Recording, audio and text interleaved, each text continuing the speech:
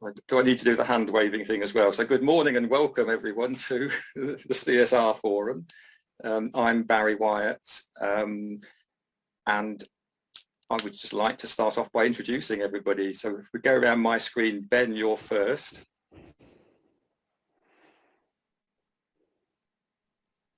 If I unmute myself, it works better. It does. Hi everyone, I'm Ben. I am the head of corporate responsibility at Renishaw. I've been here about 8 years. Thank you. Nicole? Hello everybody, my name's Nicole Beebe and I'm the Gloucestershire lead for the Midlands Air Ambulance Charity. Thanks, Nicole. Matt? Yeah, morning all. I'm the Chief Officer with the VCS Alliance. We provide an independent voice for the voluntary and community sector in Gloucestershire. In this county, that is about 4,500 different organisations, about 2,500 charities, and the rest made up of community groups. Thank you, Matt. Rich? There we go, better unmute first. I'm Rich Young, I'm the new CEO of Gloucestershire Rural Community Council, GLCC. I've been here for 6 weeks, so I suspect I'm the newbie in this community. Andrew? Hey, good morning. So I'm Andrew Mackenzie. I'm a specialist guide at the Growth Hub in regards to sustainability. I'm former head of CSR at Commercial Group in Cheltenham. I'm also on the Cheltenham Economic Recovery Task Force as well, putting sustainability part of Cheltenham's recovery.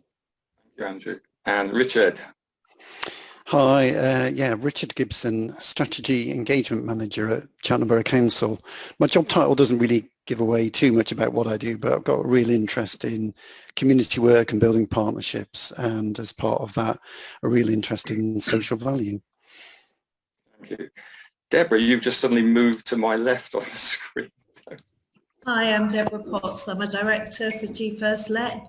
I'm also CEO of the Music Works, and I ran my own business supporting charities to grow for many years and negotiated partnerships with the likes of Facebook and Superdrug and Unilever. Thank you, Deborah. We're going to start off this morning by just trying to understand what CSR means to us all from our different perspectives.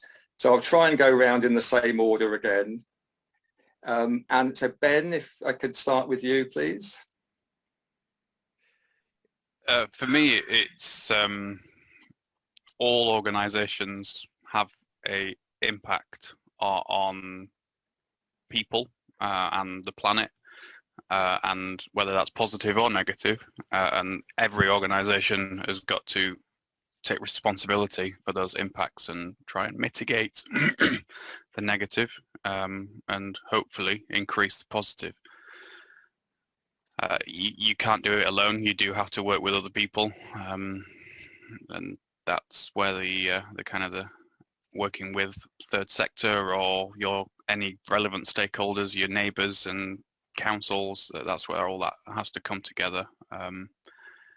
It isn't always easy, but then if it was, none of us would have a job. So. And why is it that Renishaw, takes this so seriously? Not all organisations have a head of corporate social responsibility. No, I think Renishaw has always taken it seriously. I think Sir David and John, who founded Renishaw, they do things because they believe it's the right reason. There has been business decisions made in the 45 or so years Renishaw's existed that other people have thought were ludicrous, but it's because they thought it was the right thing to do. It didn't always, it wasn't always the best thing for profit, but it was always the right thing. And that's kind of the culture we've carried on. We might pick up right thing versus profit a little bit later, I suspect. Thank you. Nicole, from the charity point of view.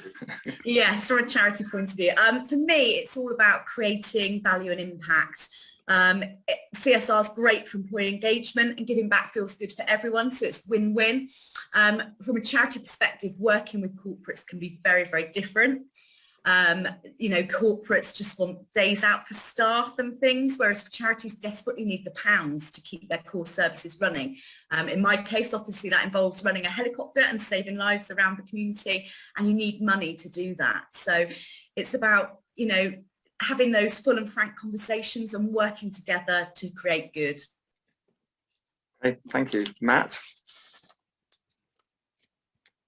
Yeah, again, from a charity perspective, I'm often asked from businesses or from the public sector to engage with our voluntary sector to set up some kind of CSR policy so they can flex their CSR muscles a little bit. And to be honest, the first thing I do is groan and roll my eyes a little bit, because I think rarely is it done particularly well. A slightly different opinion to Nicole, I suppose, is that it is often about philanthropy and money, but I think we should probably try and shift that towards pro bono support and work. I think there's some amazing skills within the business sector that if done right, that can make a real difference to charities long term. I find that CSR is often for the business rather than for the social cause that it's trying to support. Hence my kind of groaning and rolling my eyes, often about sort of litter picking or dredging a canal or painting a village hall, and that kind of thing I think is just so old school that it kind of needs to be resigned to the dustbin, frankly. We've got some amazing organisations within our voluntary sector, and if we can utilise the skills within the business community better, then CSR can work for all of us. At the moment, I think it's a slight power imbalance. It works better for the businesses than it does for the charities. There are some real exceptions to that, and Renishaw and GCHQ are sort of leading the way in that respect. But frankly, at the moment, I don't really think that it's coordinated well enough to make a real difference to charities. Right, we'll probably pick up the coordination thing as well a bit later, Matt. Thank you. Rich? So I'm going to venture the thought that I hope that CSR comes to mean the transition, if you like, by more businesses, more of the private sector, to a profit and purpose model, so that it goes beyond businesses trying to work out, how they can do a bit of greenwashing or generate a bit of positive PR for themselves, or even well-intentioned supporting, folks around them in the communities. But how can CSR come to mean a fundamental shift by more businesses to go beyond simply delivering shareholder value, which I know is written into the Companies Act, and there are some big questions there about some environmental contextual changes that will be needed. But I think if CSR is to have life in a sort of post-COVID world, it needs to be about working alongside or working with companies to transition to far more of them having a beyond profit motive, character and values. And that's what CSR 2.0 to me should mean. Plenty to get our teeth into there, Rich. Andrew. Sure. I want to build on what Rich has said, and Matt and Ben. It's about purpose-driven businesses and leveraging the power of the business to really bring to the fore the skill sets of the people that are there, the passions that are there, the innovation that's there for really driving positive impact in the communities and the networks within which they operate. Businesses can't function in isolation, and businesses are about people. People have passions, and it's about how we can leverage those passions to really drive positive impact in all aspects of where we are and how we function. And that's sort of aligning with the emerging, growing, expanding B Corp movement in the UK, which then touches into actually driving and locking that value set into the business and making it a legal part of the structure of how organisations function as well. Nothing too dramatic then. You're changing charity laws and stuff then. But it's shaping the value of the business and locking that in, so that as businesses continue to hold on to the truths that they believe in, that when those investment opportunities come along, that value set still holds true, and when the expansion plan comes, and maybe there's a sell-out strategy in the future, that business value is still locked in even when the business changes ownership as well. Plenty of food for thought there. Richard.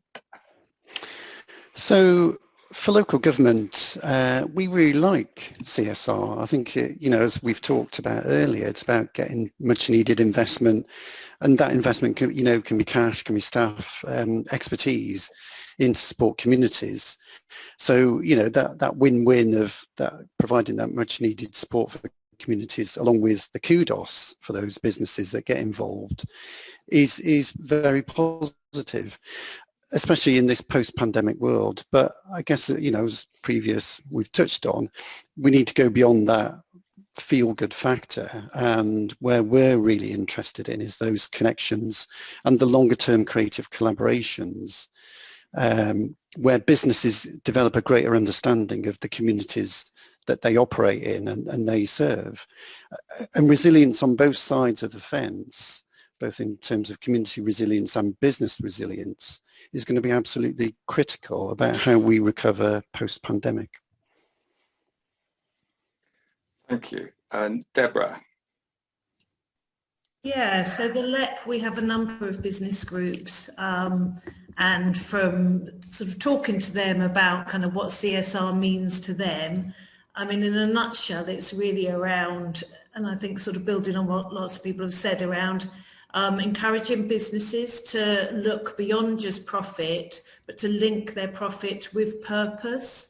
And certainly sort of when we look at kind of how the best way to future-proof an organisation, then that really is around kind of working on purpose, working on values, working on culture, because as various people have said, people want to belong, and they want to be part of something that's bigger than themselves, and companies that fixate only on profits will lose ground to organisations that create strong identities and meet employee needs for affiliation and social cohesion and purpose and meaning. Okay, and is the LEP actively involved in that through its structure? In terms of supporting businesses to look at CSR? Yeah. Not as much as I think it possibly could be. Andrew, you're here from the Growth Hub, and so obviously that's kind of part of the LEP, and so there is some stuff going on. The last year has not been a year where most businesses have been prioritising CSR, although also lots of businesses have kind of remodeled and rechanged to respond to the pandemic. So there still has been stuff going on, but it's been very different in the last year. So I think also what we're focused on here is around the kind of charitable side of CSR, but then there's also the environmental side, and the LEP absolutely is supporting businesses around how they look at their environmental impact. So it's there, but maybe not as explicit as it could be. Okay, thank you. It's been interesting that several people have mentioned the pandemic, and over the last 18 months or so, there's been a huge upturn in community-led initiatives. And I mean, that I suspect will continue to be the case going forward. It's certainly true round about where I live. So Matt, it would be interesting, I think, if you could give just a taste of where you think the third sector is in relation to, as we come out, hopefully, of the virus pandemic, and things begin to open up again. And as Deborah just said, if there's been less focus on CSR over that time, has that had an impact on the voluntary sector? So the true impact of COVID on the voluntary sector, we're not going to know for 18 months, probably even 2 years. The initial signs for the sector, with the year end just closing, is okay. So NAVCO and NCVO were producing reports this time last year that were saying 1 in 5 charities is going to go to the wall, 60% are going to make redundancies, billions of pounds is going to be taken off the sector. And we haven't seen that locally yet. But that massive caveat is that there's been a huge amount of money pumped into the sector through local funders, the big lottery, from the public sector as well. So that may all be smoke and mirrors, and we just don't know what the true impact is at the moment. We've got slightly more charities than we did this time last year. Reserves and revenue has been about the same. We've lost a few staff from the sector, and registered volunteers has gone down dramatically. But we're coping okay by the initial signs. So I think that it might be a case that the sector is just really robust and resilient. It could be that we've just pumped a lot of money into it, but we won't know what the true impact is for a couple of years yet. But early signs are that we're doing okay. Does anyone else want to add to that? I mean, Nicole or Deborah?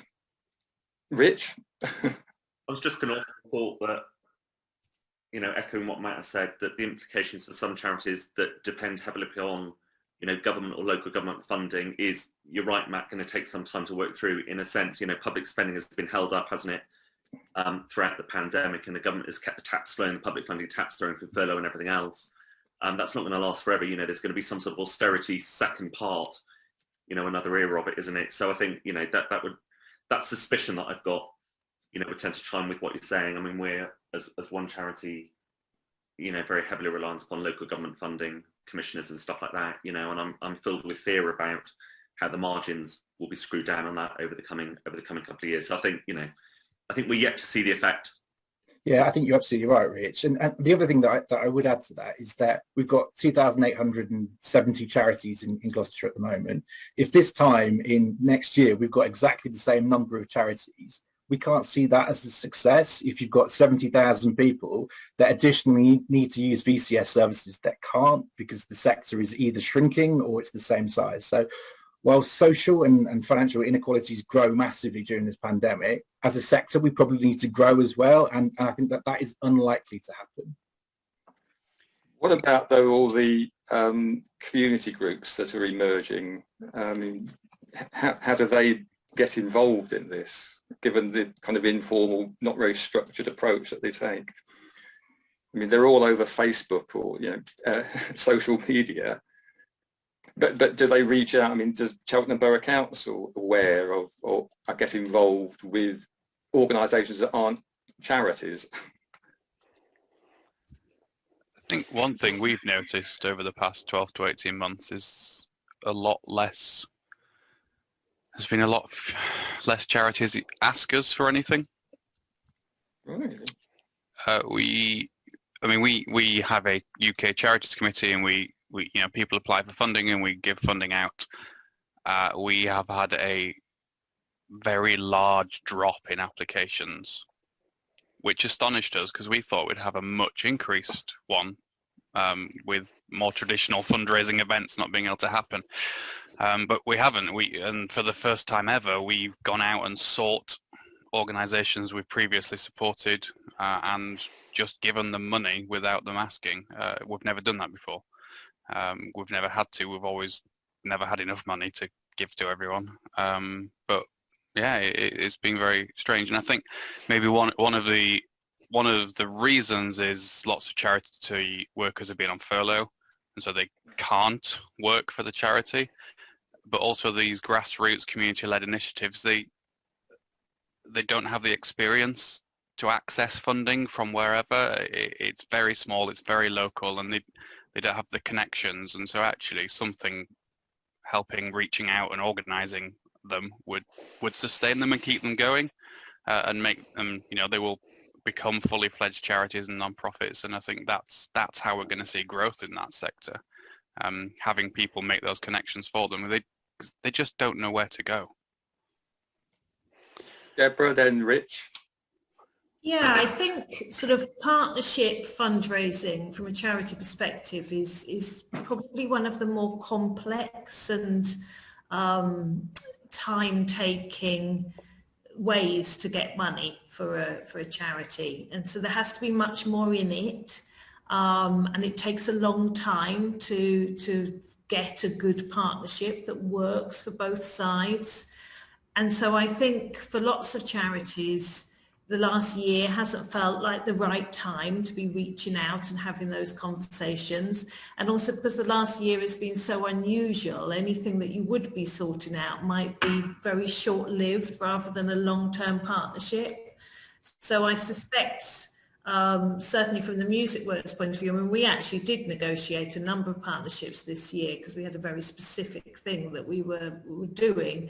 But I think that was very unusual, and certainly what we saw at the LEP was that those kind of partnerships have not been in discussion, but I think they are beginning to come back into discussion now.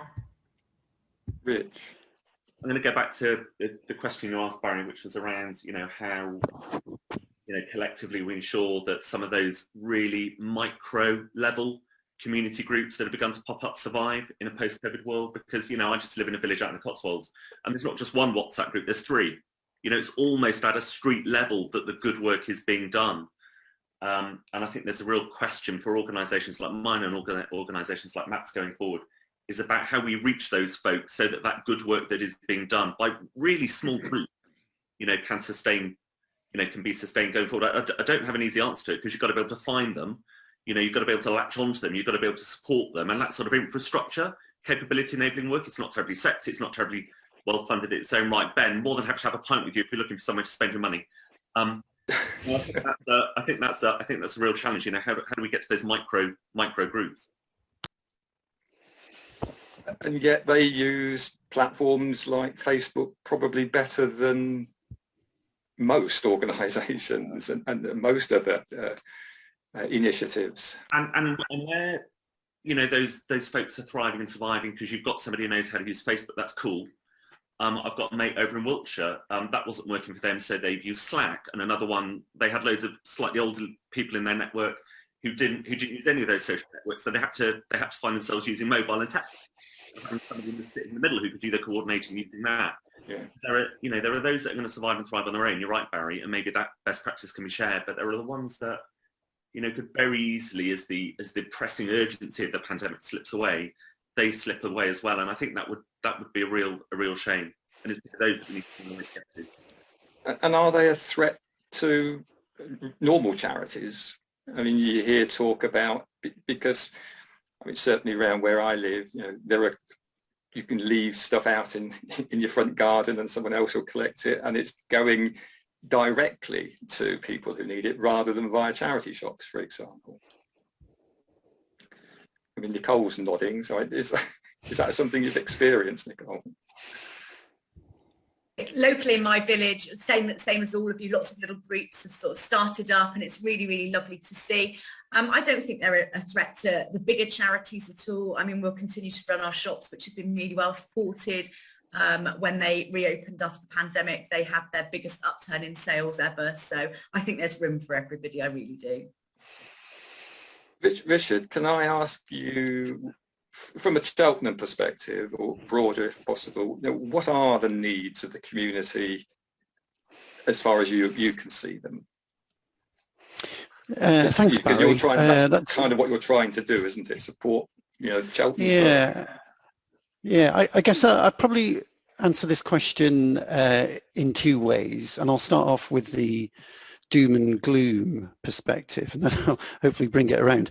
So, you know, a lot of us in local government look at stats and data, and as I said, can get quite gloomy about it. So we know, Cheltenham, for instance, children growing up in poverty, we've got real issues with that, 2,700 kids on free school meals, and we know what that means for children as they go through education. So their educational attainment falls off, the kids on free school meals, their attainment falls off. So given that we've just been through a pandemic and all of that disruption, we know there's a real challenge with educational attainment. We know we're really worried about mental health, and we've seen such a significant increase in referrals into mental health services from the start of the pandemic. I think it peaked around November 20 and is starting to come down. As others have mentioned on this call, you know, inequality and disadvantage is a real worry for us as well. And you've seen unemployment rates significantly increase. I think we were in Cheltenham were bumping along around 2% in terms of claimant rate. We're now an average of 5%, but that is exacerbated in our areas of deprivation, where I think we're running, you know, towards 9% unemployment in Oakley and Hester's Way.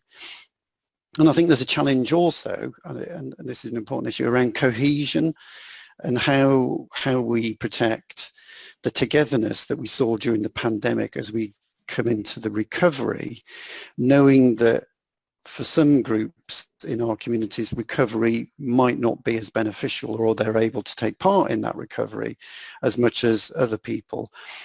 But I suppose that's one end of the telescope, looking at needs and the deficits and some of the challenges. But I guess we also need to look at some of the strengths. And on those kind of themes, for businesses looking into our communities, there's such tremendous activity going on. You know, for instance, our No Child Left Behind program, which is bringing lots of organisations together. I think we've got about 30 different businesses signed up to a community agreement associated with No Child Left Behind. We've got local groups coming together to look at mental health and well-being. We've had all the community activity around supporting communities through the pandemic, particularly around food, and that's been really important, how we as a local council support them and protect the resilience. And also around cohesion as well. The work of a local authority is really important on that issue. So that's how I would look at it. I think we can get very gloomy about the data, but I think it's really important we look at all the community activity that's taking place and how we protect that and make it resilient, given some of the challenges that Matt and others have just outlined. Before I open it up for comment, can I just ask, is Cheltenham Borough Council, are you kind of at the heart of pulling us all together, or does it just happen by magic? I suppose that's difficult to answer. Yeah, we would like to say we play an important role. We're a local council. We've got resources, we've got staff, we've got cash. We're giving out grants, community resilience grants. And it's intelligent about working with partners. We've got Angela Gilbert from GRCC, who's one of our kind of key partners, about her intelligence in terms of what's going on with local community organisations. So I'd hope that we're at the heart of things. Others may disagree. I don't know. I wasn't trying to, big you up in any way, Richard, but we've talked earlier about how you kind of bring things together, and I just wondered if, in some way, then what you're doing is a possible model for that.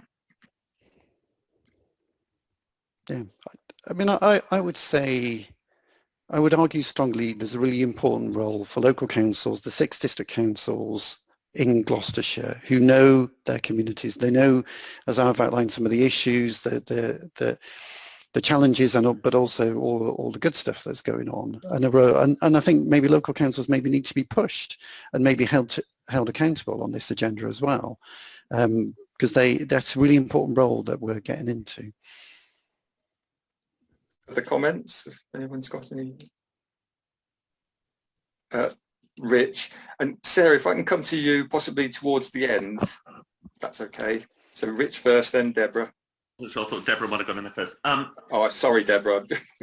You must be the blind spot. You're to my left on the screen. No, I'm not saying everything Rich has just said about the potential role of local councils. As you're right, we work with them in different ways, and we've got a link in with you folks, Richard, through Angela and our team. But we don't want to get wholly dependent on local councils for doing this, do we? Obviously, because there'll be the question about the funding that's going through to local government. Back to the comment about austerity, we sort of want some of this networking and that connecting and sharing of best practice and sustaining each other and links out to the private sector. Somehow we need to make that happen organically more than it is at the moment, and that's head-scratchingly difficult. I haven't got a lot of head scratch. That's head-scratchingly difficult, but I think that's where we need to get to. And there's roles for infrastructure charities, mine Matt's, there's role for local councils in moving in that direction. But then we need some of that magic to begin to happen on its own. And I don't quite know how we get there. Deborah? Yeah, I guess just bringing in from the sort of business perspective, because I think, good CSR, and there aren't many, there's lots of poor CSR programs that don't last very long because neither partner gets what they want. So I think there's a real need around how do you support the charities, the third sector that want positive programs again with the business. How do you bring those two things together? So it's not just about it being one-sided and what does the community need, because a good CSR program just won't work unless you are equally working with the businesses to really get the businesses to think through their purpose, their values, their culture, and what work and what connections and what partnerships will support that. So it's then about how you bring those two things together. So it's not just so one-sided. I think Deborah's right. I think, charities like to have corporate partners. We constantly ask to be a corporate partner with lots of charities. And the previous places I've worked with had corporate partners. there often are very one-sided relationships, and the corporate is essentially a fundraising arm for them, and they'll do lots of fundraising events and money goes in one direction. What works better, and I think what we have at the moment is, to use the term my teenagers use, is businesses are becoming woke and they're looking to become businesses with purpose. They don't know how to do it. And charities have been doing this for years because that's what they are. They are essentially businesses with purpose. Now, this is an opportunity for charities to go, look, we need a corporate fundraising partner, but what we know and what we can bring is a change program, which will change the culture, which will drive this. We can train your executives, we can train your senior leadership team on how to do business with purpose. And it suddenly begins to be an equal partnership, because this is where businesses want to go. They don't really know, a lot of them, how to do it. There's some consultants out there who you can pay a very lot of money to, who will tell you how to do it. I know a few personally, and none of them have ever actually had a job. They're just consultants. So I don't know what they can teach businesses, but charities can, charities know. And maybe if it was presented more of a, look, this is a consultancy arrangement. We will come, we've got this training program, we can run all these events for you and teach you about these things. But what we want in return is, one, it could be a straight consultancy relationship and you can charge those eye-watering amounts of money for that consultancy. Or you can say, what we want is an ongoing partnership here where we can leverage your influence and your fundraising capabilities and your bank account to help us.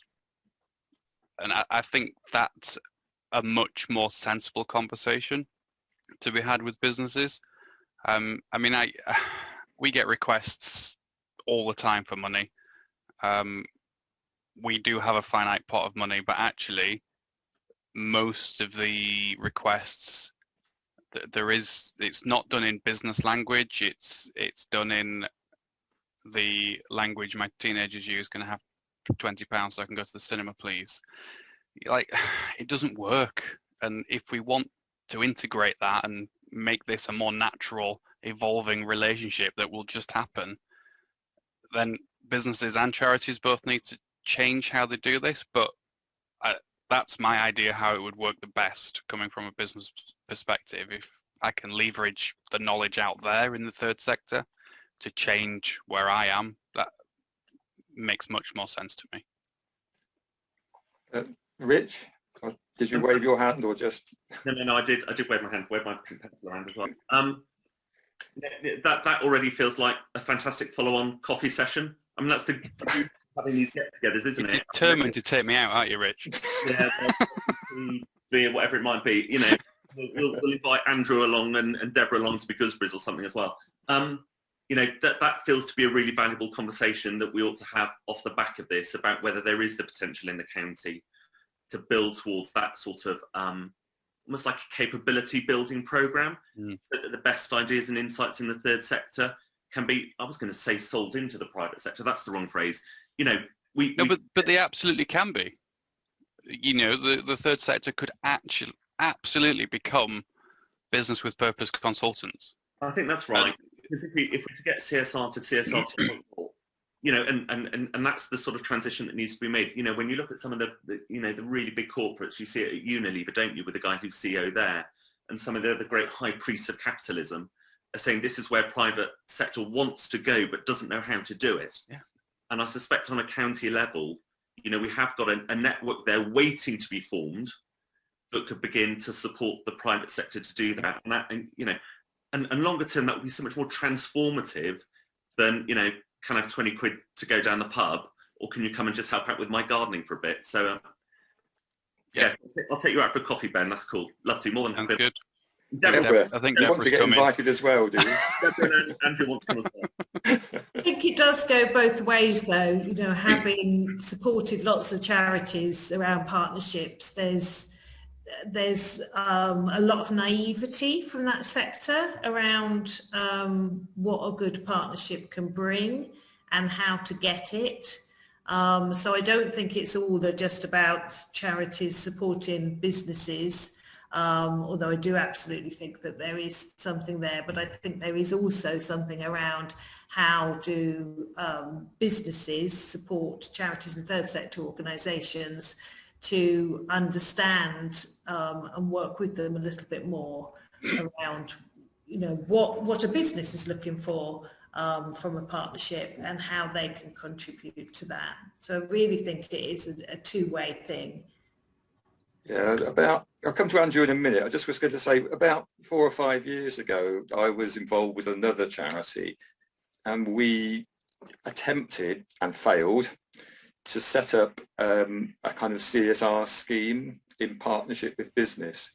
And we failed probably for a number of reasons, but I think one of the main ones was there was this lack of understanding on both sides as to what a healthy and meaningful, and for the business side, profitable relationship between the two sectors meant. And we failed to do that, and the thing just died a death. Andrew? Yeah, I'm going to tap into a couple of the themes that were mentioned there, particularly around social value and being able to report social value due to corporate requirements, legal requirements, when particularly on bigger multi-million pound frameworks, public sector frameworks, and how are you evidencing that the money that's flowing through that supply chain is actually delivering real social value, social impact as a result, and having been through the exercise of trying to quantify that for all aspects of a business supply chain, plus also third sector engagement, building on that two-way exchange of knowledge and information, being able to quantify that in the charity sector and feed that back in a meaningful way that helps those organisations qualify and evidence those claims moving forwards. That's of real value, I think, to in a corporate space as well. And how do you go about that, though, Andrew? Dark art. Dark art. Again, echoing Ben's thoughts, there are plenty of consultants out there that charge you through the roof to do that. And just a case of really evaluating what you're doing and trying to put some numerical value onto that. The good that the third sector is doing, quantifying that, qualifying that, looking at how it's impacting their stakeholders, their user groups, the communities in which they're based, and trying to pull together a number that is meaningful, credible, and legitimate. I'm not saying for one moment it's easy, and it shouldn't be burdensome for organisations that maybe don't have the resource to facilitate that. Maybe that's a methodological improvement that needs to be worked through by academics that are pulling together those frameworks.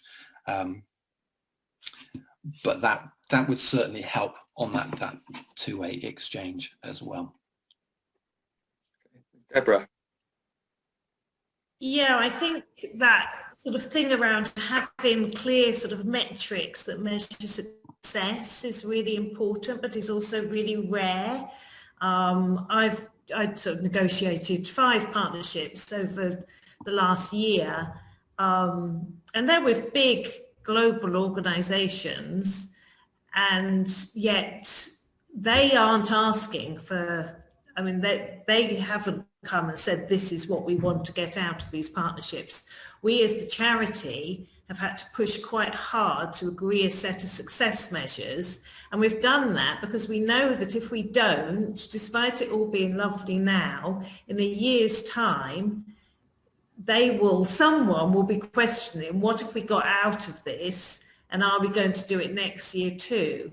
And if we don't have a clear set of metrics that we agreed at the beginning that we can show them, then the chances are the partnership won't go ahead. But that's us as the charity pushing that, and that's because I'm experienced in this. This isn't coming from the corporate world, and as I said, these are global organisations.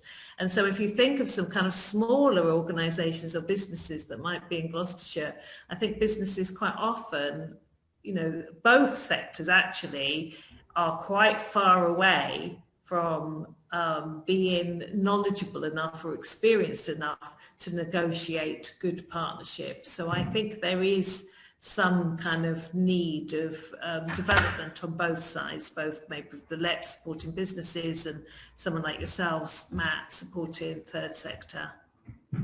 It's interesting, Deborah, that one of the things I do is I assess a lot of charities against a quality standard.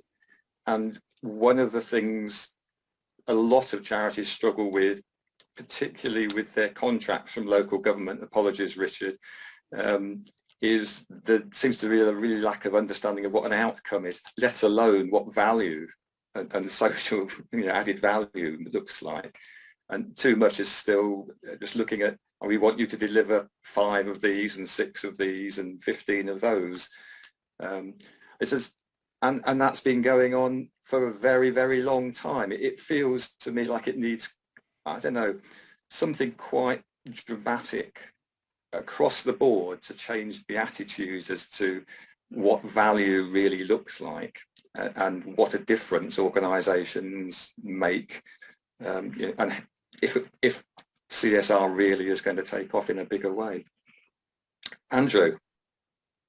Yeah, I just want to add something else actually. I had a really refreshing conversation with a social enterprise based in Oxfordshire, and that was also around trying to qualify social value. And actually, just as almost a counterpoint to what I was making a second ago, his really refreshing position was, but why do I need to?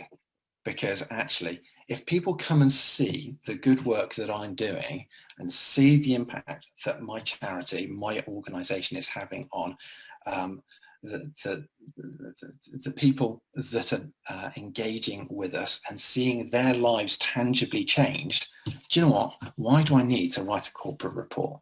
Why do I need to get consultants in? All I need to do is get bodies here, see the good work firsthand, and that's it. That's really all I need to do. Once people can see firsthand real good that's being delivered, then actually, why do I need the corporate report? I actually found that really quite a positive counter to that position of, but I need some evidence and numbers. Deborah. And yes, I do agree with that to a point, but I think it goes back to this really working out at the beginning of the partnership what both sides are trying to get from it. So quite often the business partner is looking at brand profile, brand awareness, and so those are some of the measures that you need to be able to show, where there has been reach for them through their through your social media, etc. So again, I think it's just being, if it is purely around feel-good stories, then absolutely, then let's get the directors there, or let's get staff there, or let's do case studies, or let's do videos. But if it is that they want to increase their brand profile with a certain demographic, then be able to show that. So again, I think it's that really explorative conversation at the beginning of forming that partnership around what do you want to get out of this, and then how can you measure that and how can you show that, and that will look different for different partnerships. I think maybe one of the challenges is what everyone understands as CSR is different. And there are a lot of businesses who believe CSR is giving money away, and they've done their bit, which is a sad state of affairs, but that is where a lot of industry is. But on the other hand, there are a lot of charities that believe CSR is businesses giving them money. And as Deborah said, that generally works for one budget cycle, or a management change, and someone will go, well, where's this money going and what's the value added? And everyone goes, oh, well, it's feel good, it's nice, it gives us this good story to tell. And they go, yeah, but I like this charity, you know? And so it changes. So I think remembering CSR isn't just about money. It's not just about people. It's about planet, and it is about profit. And as a business and a charity, you have to balance your money, your people, the social value, and your planet, the planetary impacts. You've got to balance all three, otherwise you're not sustainable. It's almost impossible to balance all three. There is always a payoff. For instance, well-being for people. Lots of businesses, as we've come out of the pandemic, have said you can work from home, part-time at home, part-time in the office, this kind of hybrid working, and everyone's like, that's great, my work-life balance is better, I'm saving money on commuting. Theory is some of them will use that money to donate to charities. It's all good, it's all good. Everybody's greenhouse gas emissions have gone up quite large amounts, in fact. Because the greenhouse gas emissions from people's homes being lit and heated and computer equipment at home outweighs the reduction on the greenhouse gas emissions for commuting. And then you add in the fact that businesses are open for less people with the same amount of energy, because they've still got the same building, they're still heating and lighting the same building. You know, our headquarters site, we have 1,500 people on it. Currently, we've got 300 people on it, but actually you don't see any marked difference from our energy consumption on site, because those 300 people are spread out over all the buildings, plus the other 1,200 people working from home, heating their homes, lighting their homes. It's a payoff. It always is a payoff, and we have to understand that when we talk to businesses that we are impacting one small part. If we're only talking about money, or we're only talking about people, we're talking about a small part of what makes a business sustainable. And so if we can expand what we talk about with businesses and talk about how we can help them with their bottom line, or we can help them with environmental aspects as well, or we can help them with the purposeful business, with people and social side, we've got to start talking about them all. And as Deborah said, negotiate that, what is the value added, because businesses don't always know what they want out of it. So come ready. This is what we add. This is what we'll add value to. And it might be that you have to do some kind of investigation to them. What do they need? What they need help with? And if you can add value to that, then you're onto a winner. But yeah, we still like spreadsheets and stats. Richard, how do you decide how to get engaged with the community? Is it the list of things that you came out with at the start, your gloom list? Richard's list of doom. Yeah. We have quite well developed partnership working in Cheltenham, and throughout the pandemic we've been, kind of key partners, along with, the VCS have been meeting monthly to keep tabs on those kind of community risks. So, we've worked through that list of doom collaboratively to identify what the risk is, and then what the kind of those mitigating actions that we could take in partnership are. So, and then that's spawned, bits of work, like the work that we're doing with our community food providers. So yeah, it is about that role of facilitating the conversations and ensuring that all our partners are aware of what those risks and challenges are as we move from the crisis into recovery. I suppose one thing I was very struck by what Ben was saying about, where we're going with social value, and there is something for us in terms of Cheltenham Borough Council, in terms of our cyber ambitions. And you might have come across the Golden Valley development. We made a significant investment in land that we hope to kind of bring to fruition. And I guess there's two ways that we could go about that. One is that we just kind of enable some shiny business units and, lots of lovely development on the edge of town that maybe economically successful and derive an income for the Borough Council and other kind of partners, but might not pay any heed to what's going on within the town. I think Golden Valley for us presents us, and other partners within the county, is one of the biggest challenges of how we lever some significant social value into our communities, not just Cheltenham communities, but the broader county communities around cyber tech, digital issues. And one issue that we are really keen on is around digital inclusion. So I think as we go forward, it's about how do we lever social value, tap into the CSR agenda to really make some significant sustainable changes into our communities. Rich? Just spinning off that, I mean, the figures for the number of charities that have been hit by cyber attacks over the last 12 months or so is absolutely scary. So there's an example, Richard, of where there really is a tie between, an economic force, driving cyber development over there and what the charities could benefit from. And that's two-way, isn't it? It's a really good example. Okay. You had your hand up earlier as well, Rich. Was you? No? Okay. Nicole, what, from your perspective, social value, you've got lots of nice glossy stories, I can imagine. Lots of case studies, yeah, lots of those. But what about, the bigger picture and the social value and how you're working with business? It's been very, very difficult during the pandemic to get hold of people to work with businesses, actually. I think everybody's working from home, and I personally feel CSR's kind of almost come off the agenda for a lot of people, and it's not really being talked about enough.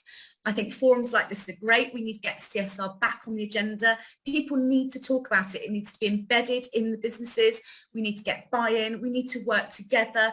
Together we're stronger. We can do so much good. I think post-pandemic, customers are becoming more savvy. They want to shop with brands that do care and that do give value. So it's something we need to talk about much, much more. It's back to that issue, though. It's back to that issue that there's a win-win here. There are loads of businesses. It's not just that they want to be profit and purposeful beyond profit. They recognise that there's a commercial benefit to them in doing so, because they'll attract customers in a way, because the new generation coming through want to buy brands that they identify with, in a value sense. And the win on the third sector's side, because they can take not cash, can have 20 quid to go down the pub, but expertise and all sorts of capability enhancement that they also need. And so we're all just sitting here going, there's a really obvious need for this sort of tie-up to be happening, but it doesn't quite seem to be happening yet. Barrie, you said something earlier about social value, and I'm not an expert in this, but I see bodies cropping up all over the place to coach and train in social value assessment. I see it being done in universities and business schools in a way that it absolutely wasn't in the past. So it shouldn't be beyond the wit of man and woman, sorry. It shouldn't be beyond the wit of us to be able to pull together and knit together the expertises on a county basis to offer something to both businesses and the third sector. Matt's got his hand up. It may well be a VCF.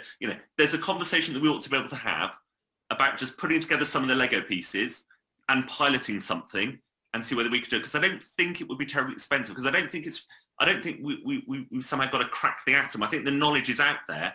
I think this is about plugging people together and doing a little bit of piloting. So what gets in the way of all of this, do you think? For me, Barrie, I think, building on what Rich was saying, it's almost like taking the example to the business and saying that this is what we require. The way that I've been thinking about this is that there's lots of charities in Gloucestershire, and the majority of those have to give annual accounts to the Charity Commission. And at the lower end of that costs 400 quid. The higher end of it, it's about £5,000. If we were to get an accountancy firm within Gloucestershire to actually do some of those charity accounts, even if it's like a 50% reduction in rates, we would keep millions of pounds on the front line while supporting that charity. The charity of the benefit is obvious. But in terms of the corporate social responsibility there, it's very clear.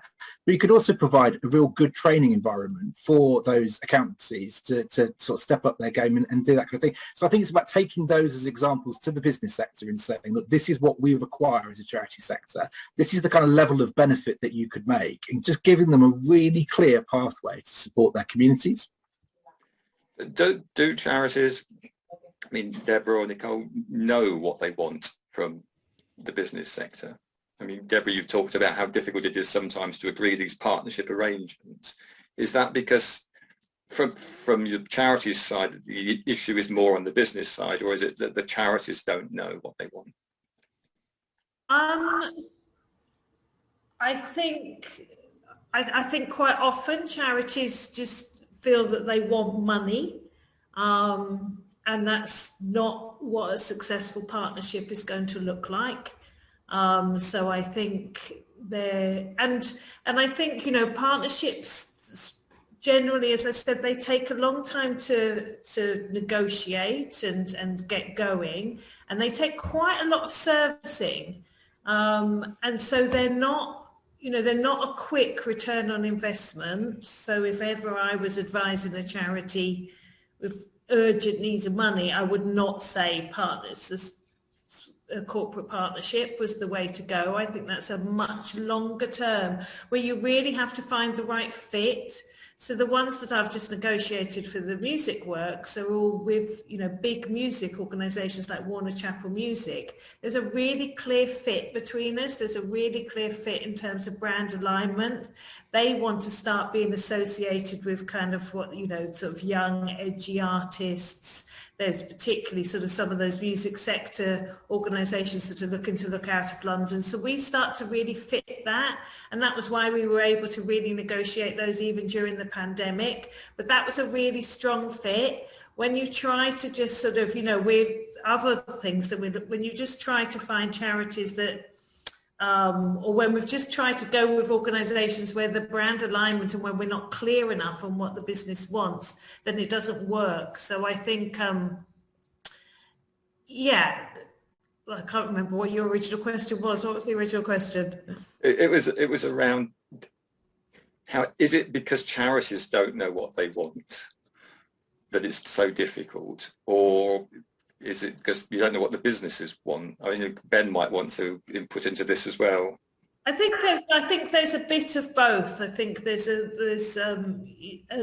lack of understanding of what a good partnership can look like, and not enough good examples of that. So I think there are assumptions made on both parts of what they will get out of it.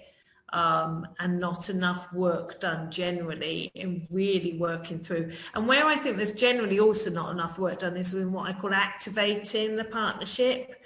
And that's probably even less. So, you know, charities can think, yay, we've got it, and then that's it, and not enough is done. And businesses, again, you know, can think, yep, we've got this partnership, but then not enough is put in, not enough resources put into actually making that partnership work. Throughout the years that it happens for. Ben? I think Deborah's very right. I used to work for a very large FTSE 100 and we partnered with a very large nationwide charity, and we raised X millions of pounds every year for them through lots of employee activities and match funding from the company. And they were very grateful for that money at our annual meeting where we told them how much money we'd raised that year and agreed would carry on another year. And that was our interaction. And they never asked for more. They never offered anything else. We never asked for more because it was working in as much as we had something to talk about. We had big numbers to talk about in our annual reports and on our social media channels. They had a large income stream that was steady and reliable. But there was no really value added for the business other than, yeah, we gave X millions of pounds to this charity, and that charity partnership with that business is no longer, because there wasn't anything other than we're giving you money. You know, it's got to be much more of a sensible relationship. Going back to Rich's point and social value and quantifying that, there is actually a a social value quality mark. It's a company based up in Warrington who set this up, and you, as a business or any organisation, can work with them and be accredited to a social value. And one of the things, part of that accreditation and the support they give you is putting a monetary value on the CSR activities of your organisation. And I've spoken to these guys in the past, and and if I'm remembering right, they're saying employing a ex-offender has a social value of something like £50,000 a year that you are contributing to society by employing them, because the biggest challenge ex-offenders have is getting reliable work, and so they re-offend and end up back in prison, and it's looking at those savings. Now, if a charity comes to you and says, hey, we want to do a charity partnership, we can allow you to say you have saved the country this much money or society this much money through your environmental work or through volunteering or employing certain communities, you know, whatever it is. You know, how, and we know companies like to talk about these things and put them in reports and all the rest of it, but being able to come up with a robust system and say, here you go, this is what we do.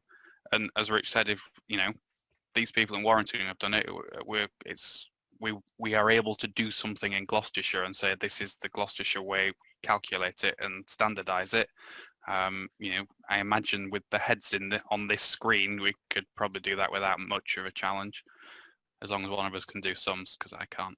Well, the really interesting thing is, you know, there's almost like a parallel set of accounting systems. You know, this is a global debate now going on. You know, you've got American and European accounting standards. Well, there's now a debate going about social value accounting standards, and it feels like it's a sort of an emergent piece, and there'll be different competing models and standards.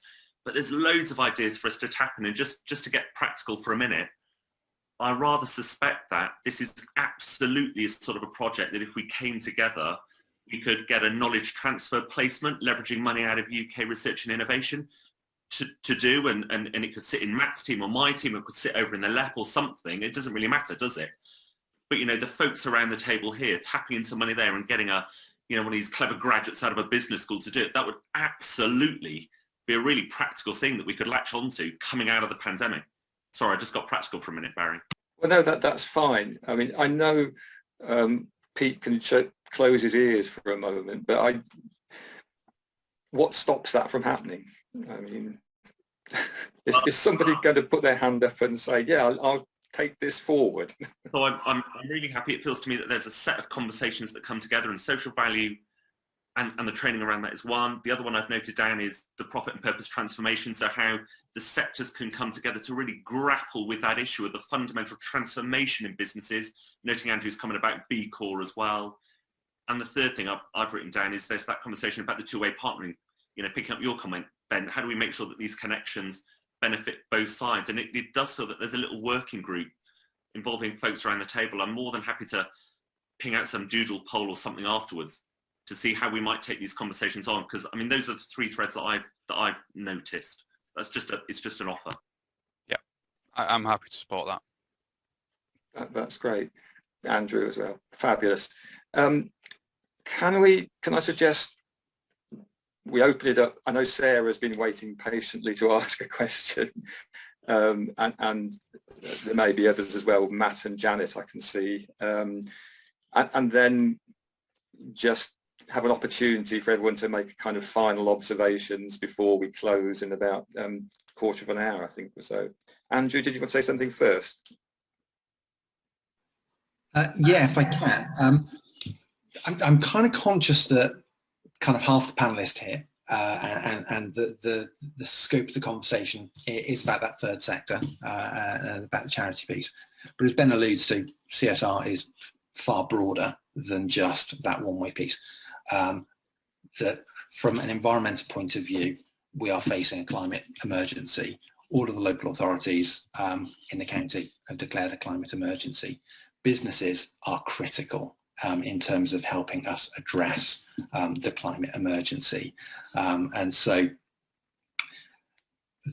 businesses across the region really need to be embedding that priority within their space as well, and evaluating what their activities are, where their impacts are, and what their opportunities are for either reducing their impact or actually driving innovation and becoming and leading the way in actually showcasing technology practices, ways of doing business better that doesn't that leads us on a path towards net zero by 2030, more aggressively if we can do, but to really tackle that climate change emergency head on as well.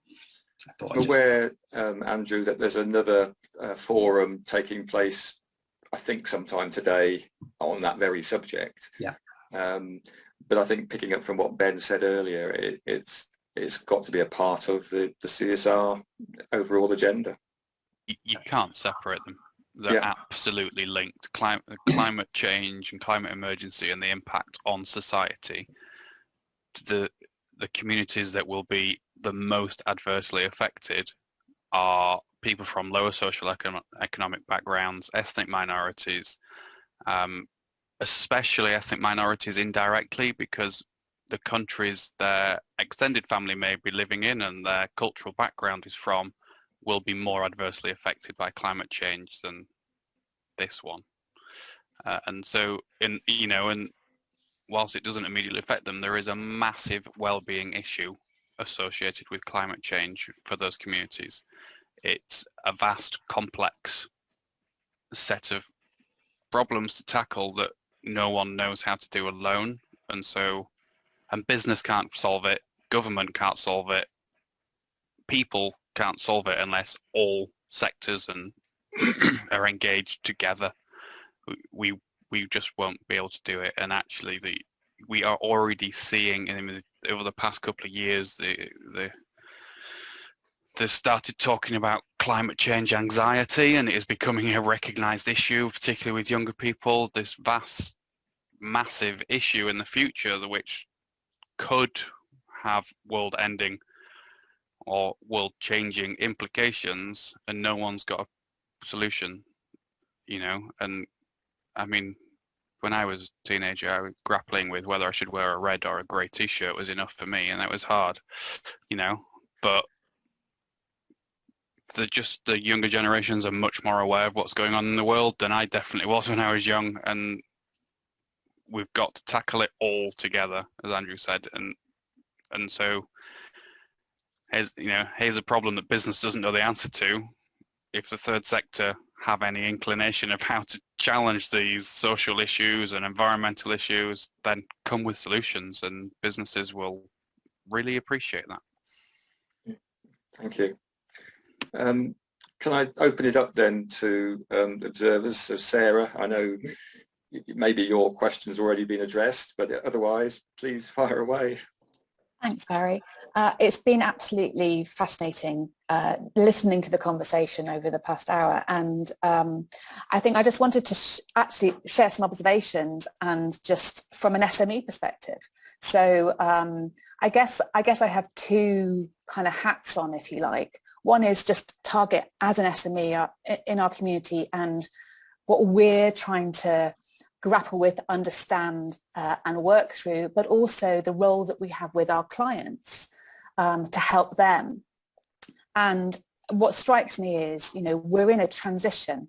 There's a massive amount of change happening in how we understand and talk about the relationships between business and the third sector, but also this sense of how the story has grown through the years from philanthropy, pure and simple, to a much more nuanced relationship and understanding about the impacts that we have as organisations within our communities and within the wider world. And even just the terminology is changing. And I think there's confusion in that. There's lots of talk of CSR and ESG and purpose, and there's almost like a spectrum, isn't there, of how how that engagement might take place, and what, as organisations, what we need to be thinking about and enacting, and why we might be doing it. And I think a few of you have observed and commented upon the interest and need of business to want to do this. That there is a great, I think, desire increasingly from organisations of all shapes and sizes to understand their purpose and to be meaningful in that. That's not a PR wash, it's not a greenwash. We have to protect against that. But there is a real sense of, and maybe it's, now is absolutely the moment as we're coming out of pandemic, and many businesses are reassessing. Some of them have to strip back to the bone. They've had to really rethink their models, rethink the way that they have their relationship with their own teams and their staff, how they build that, how the culture might have shifted within their organisation, and with their stakeholders and their clients and their community. So there's this massive process of change, and now is the moment, I think, that a lot of people are looking for some guidance on how to go about it in practical ways. And actually, even this is exactly what I was looking at yesterday. For Target was, I had the opportunity to work briefly with Andrew when you were at Commercial last year, and learned a lot, even just from that project, of understanding about how a much bigger organisation than us measures its impact across so many different spheres that it's contributing positively towards in the environment and people and communities. So I learned a lot from that, and I was yesterday thinking about what are the practical steps that we do now as Target to measure and understand, so that we can benchmark, so that we can talk meaningfully, about it. And I think, if one of the things that comes out of this session is an opportunity to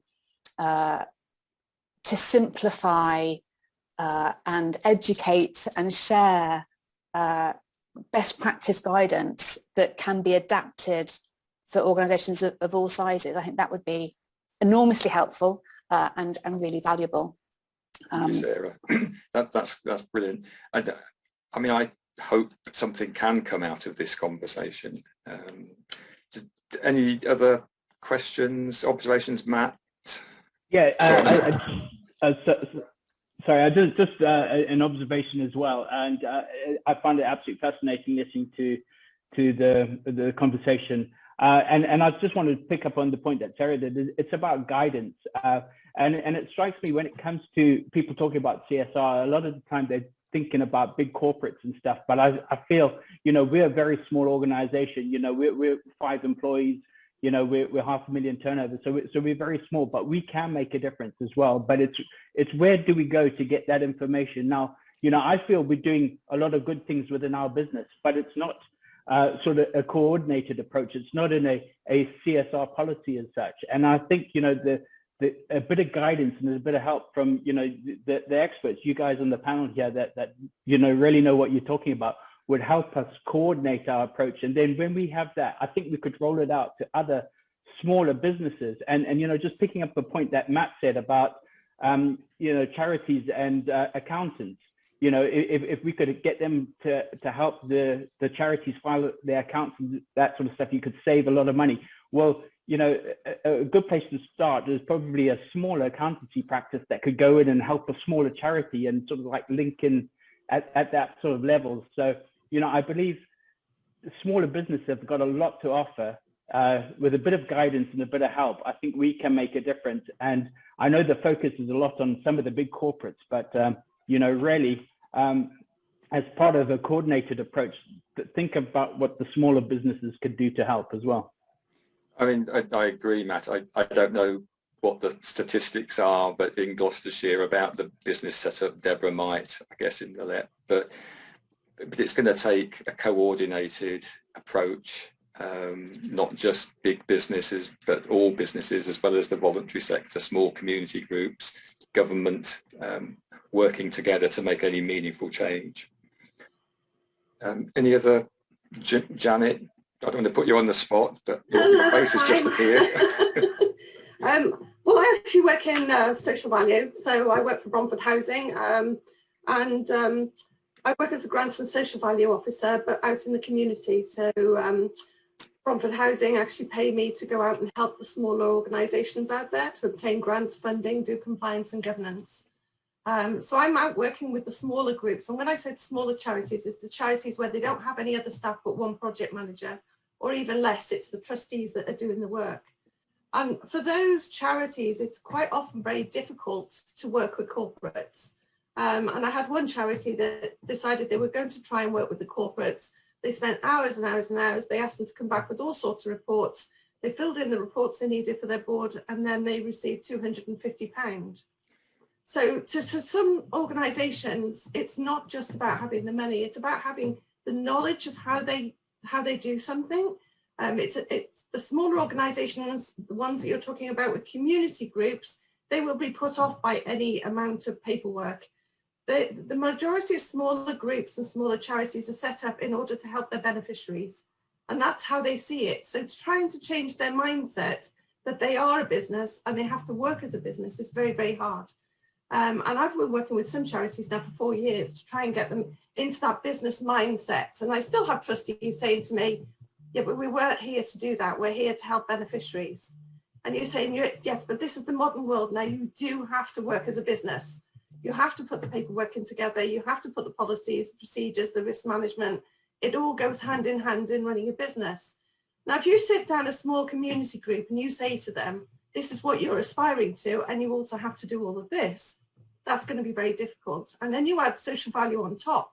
And social value is very time consuming. So if you're actually doing social value properly, every activity that you do will incur an extra workload on how you're going to calculate that. So to give an example, if I'm going in and I'm doing some work with elderly people and I'm giving them keep fit lessons, and we've managed to get some funding for that, then anybody over the age of 65 and they do it for 6 weeks, that's £12,000 because it saves them trips and falls, going to hospital, seeing the doctors and what have you. But that's one person. And if you're going to multiply that by every single person that you're dealing with and every different example, that is extra staff. And what the main issue we have with charities is they can't afford the staff. So the core funding is the biggest issue that they have, and they can't afford the staffing for their project managers, let alone the staffing for risk, compliance, governance, social value, and all the other jobs that we think the charities could do. They don't have the funding to be able to do that. So it's a great conversation we've had this morning. It's fabulous. And it might be better for the bigger organisations that can afford the staffing, but it certainly doesn't hit your lower level charities with one project manager or community groups that we're mentioning at the beginning. But certainly it's a great conversation, and I'd certainly love to be involved in it going further. Thank you, Jeanette. So just to wind the session up then, if I can go around the screen, if you've got any final comments, any conclusions that you want to make. I'll warn you, Deborah, you're first on my screen, so just and then Ben follows. That would be helpful. Deborah. Yeah, so I think having heard all of this, I'll definitely be going back to the LEP and talking with the exec team around what more we can do in terms of supporting increasing understanding around businesses, because I definitely think that that's something that would be helpful. I don't think it needs to be loads. I don't think this will be for all businesses, and I think that's absolutely fine. But I think, if there's some core training and maybe some mentors available, some good examples of where it has worked, that could quite easily be done to support businesses. So I will take that as an action. Thank you, Deborah. Ben, then Nicole. I think Jeanette's right that we, and Matt as well, and Sarah, to be fair, different things work for different sized organisations, and yeah, the fill in millions of forms and apply for funding and then get £250 is an awful waste of volunteers' time. I guess to plug Renishaw, we don't do that. Very simple form. Apply on the Charities Committee, the renishaw.com Charities Committee website, and as long as you fit the criteria, we really just give money out. We never give large amounts out because we support hundreds of small organisations. Is how we do it, and that works for us, but it might not work for the business down the street, and that might not work for Matt or Sarah's businesses. It's different, and we have to recognise that. But I guess I come back to, it's not just about, for business and society, it's not just about money and even people. It's a much broader issue that we have to tackle it all somehow. And I don't know the answer.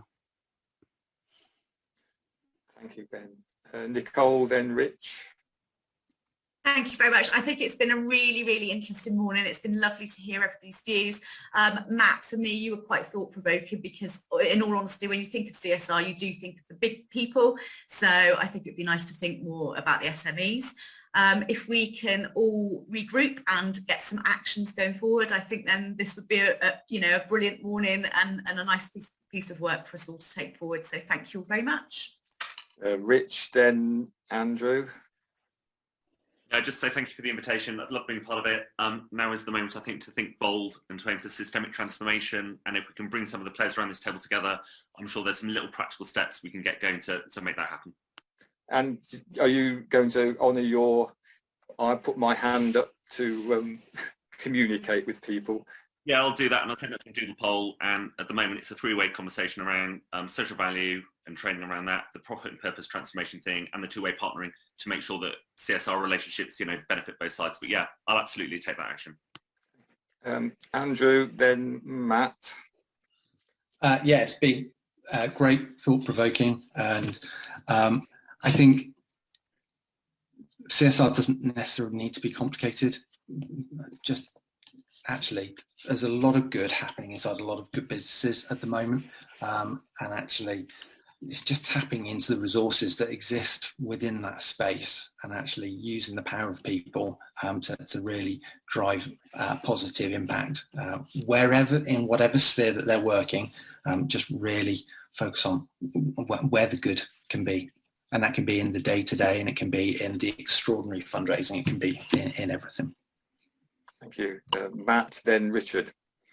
Yeah, just struck by the knowledge, passion, enthusiasm for this particular agenda, and I just think we need to keep the conversation flowing. So, Rich, get in contact and let's set up some kind of ongoing forum. Richard. Yeah, echo all of that. It's been really positive, really keen to play a part going forward. Local authorities, we do have it tough. I'm not calling out the victim status, but those intractable problems, where in the olden days, I guess we used to be more omnipotent and we would say, right, Cheltenham Borough Council, we will fix all these problems, but there's no way we can sort out climate change, child poverty, digital inclusion. It's about strong partnerships, and really, we've got strong partnerships with our communities, with our agencies, but businesses are absolutely part of that, particularly when you look at a place, when you look at through a place lens. So really optimistic about the future. Thank you. And all I really want to say is thank you to all of you for participating. I was quite nervous to take this on when Pete first asked me, but I've enjoyed it and I hope it's worthwhile, and I'm grateful for your content, for your wisdom, and for your knowledge, and for being willing to actually think, well, how can we make a difference as a result of this simple conversation we've had? So thank you all very much indeed. And well, good luck in taking it forward. Thanks for sharing, Barrie. Thanks then. Bye. Thank you. Thanks everyone. Thank you. Bye. Bye.